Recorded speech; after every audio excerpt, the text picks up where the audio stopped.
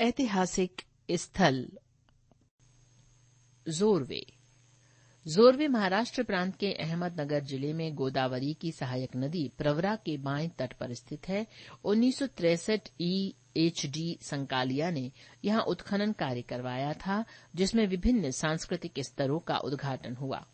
यहां के उत्खनन से ताम्र पाषाणिक युग की एक ऐसी संस्कृति का पता चलता है कि जो महाराष्ट्र की अपनी संस्कृति है तथा जिसका विस्तार विदर्भ और कोंकण को छोड़कर समूचे महाराष्ट्र में दिखाई देता है।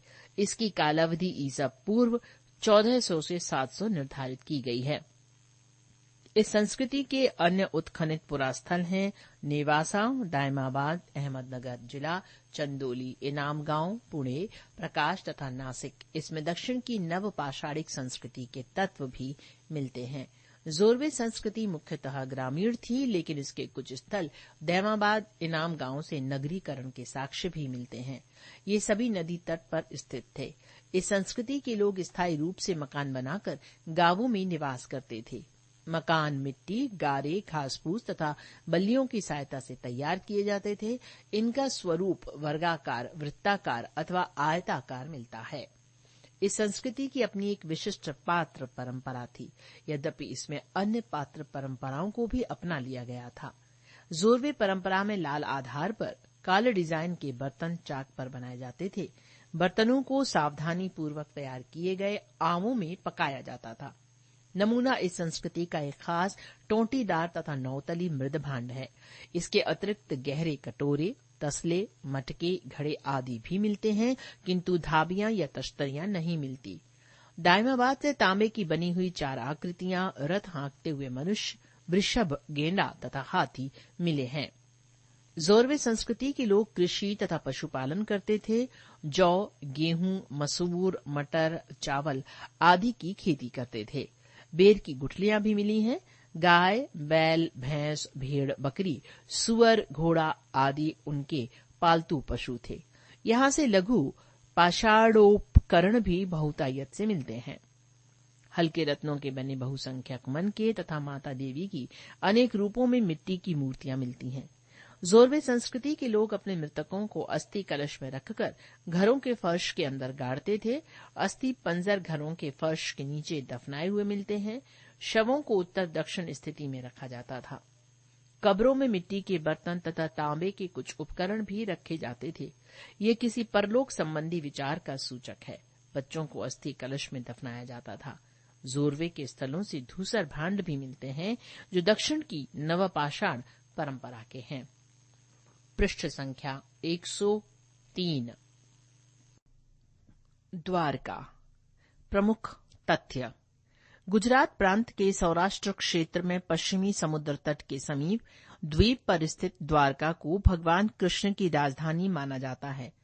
महाभारत से पता चलता है कि कृष्ण ने जरासंध के आक्रमण से बचने के लिए मथुरा को छोड़कर समुद्र के बीच द्वारका में अपनी राजधानी बसाई थी। इसे विश्वकर्मा द्वारा निर्मित कहा गया है। महाभारत में इस नगर का विस्तृत विवरण मिलता है। पृष्ठ संख्या 102। हरिवंश पुराण एवं माघकृत शिशुपाल वध में भी इसकी रमणीयता का वर्णन है। द्वारका के वैभव का वर्णन करते हुए इन ग्रंथों में लिखा है कि यहाँ के भवन सूर्य और चंद्रमा के समान प्रकाशमान तथा मेरू पर्वत के समान ऊंचे थे। नगर के चारों ओर चौड़ी खाइयां थीं। इसके उत्तर दिशा में रैवतक पर्वत उसके आभूषण की भांति शोभायमान था। कृष्ण के साथ संबद्ध होने से द्वारका का धार्मिक महत्व अत्यधिक था। इसकी गणना 7 मोक्षदायिका पुरियों में की गई है। पुराणों में इसके महात्म्य का वर्णन मिलता है। गरुण पुराण में कहा गया है कि यहाँ वास करने से मनुष्य आध्यात्मिक सुखों की प्राप्ति करता है। द्वारका च पुरी नम्या भुक्ति मुक्ति प्रदायिका। स्कंद पुराण के अनुसार यहाँ रहने वाले को सैकड़ों राजसूय यज्ञों का फल मिलता है। अश्वमेध सहस्त्रम तु राजसूय शतम कलौ पदे पदे च लभते द्वारकाम गच्छतो नरः।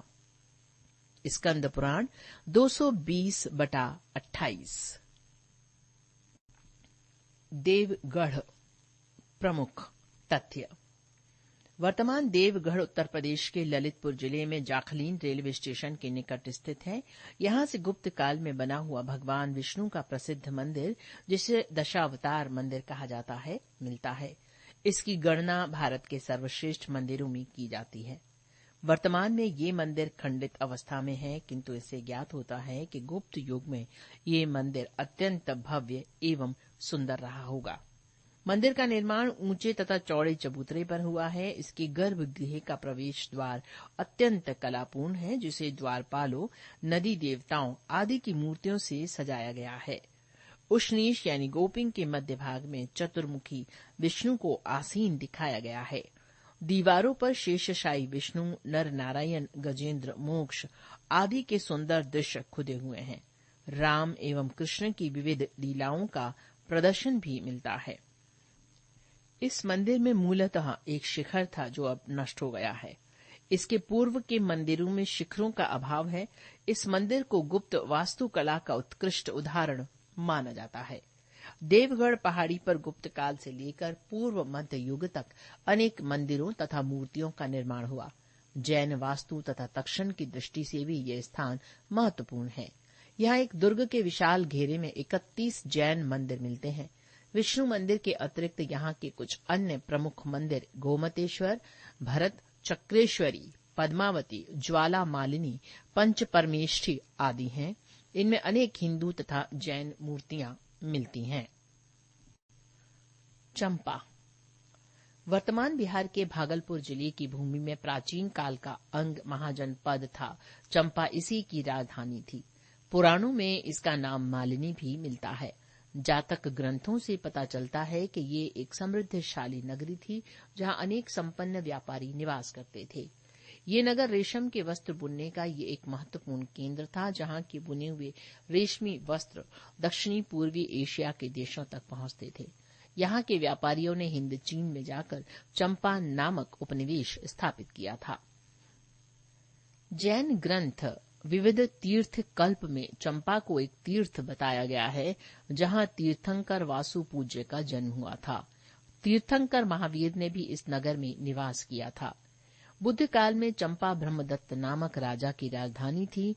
मगध के राजा बिंबिसार ने इसे जीत लिया तथा अपने पुत्र को चंपा का वायसराय बनाया। जैन साहित्य में चंपा का अजातशत्रु की राजधानी के रूप में भी वर्णन मिलता है। चीनी यात्री हुए नसांग ने भी इस नगर का वर्णन किया है।